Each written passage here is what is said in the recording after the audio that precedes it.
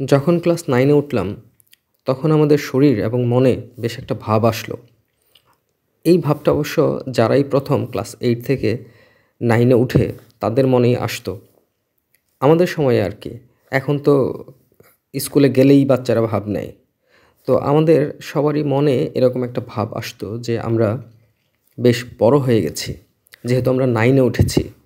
তো এই বড় হওয়া ভাবটা নিয়ে আমরা যে বড় হয়েছি এটা প্রমাণ করার জন্য আমাদের কয়েকজন বন্ধু সিদ্ধান্ত নিল আমরা পিকনিকে যাব। ক্লাস 9 এ পড়ি আমরা। আমরা পিকনিকে যেতেই পারি। কিন্তু পিকনিকের স্থানটা ছিল এই মধুপুর বন। এখন যোগাযোগ ব্যবস্থা উন্নত হওয়ায় মনে হতে পারে বল্লা বা কালিহাতী থেকে মধুপুরে আসা এ আর এমন কি কয়েক কিলো রাস্তা। কিন্তু আমরা যখন ক্লাস 9 এ পড়ি তখন এই দূরত্বটা অনেক ছিল, অনেক মনে হতো। কারণ তখন যোগাযোগ ব্যবস্থাটা এতটুকু ভালো ছিল না। তখন খুবই কষ্টে মানুষের যোগাযোগ করতে হতো। তো আমরা পিকনিকে আসবো, সিদ্ধান্ত নিলাম আমরা নৌকায় আসবো। তখন নদীপথে যাতায়াতটা বেশ ভালো ছিল। এখন বিভিন্ন জায়গায় ব্রিজ বা নদী পথ ছোট হয়ে যাওয়ার কারণে নদীপথে মানুষের যাতায়াতটা কমে গিয়েছে।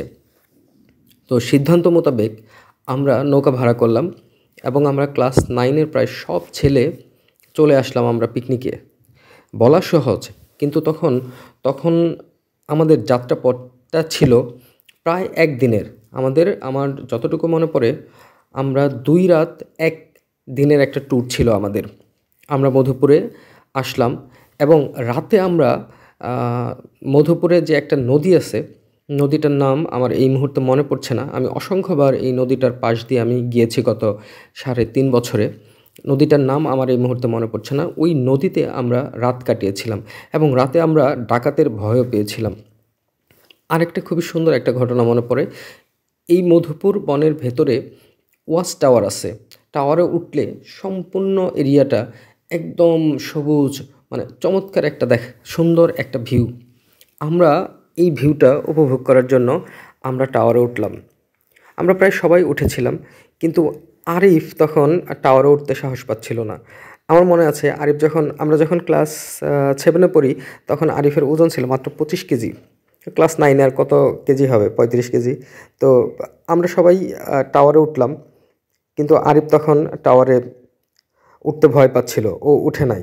মানে এখনও এই ঘটনাগুলো মনে হলে ভালো লাগে যে আমাদের সময়গুলো কত আনন্দে কাটতো, কত বর্ণিল কৈশোর ছিল আমাদের।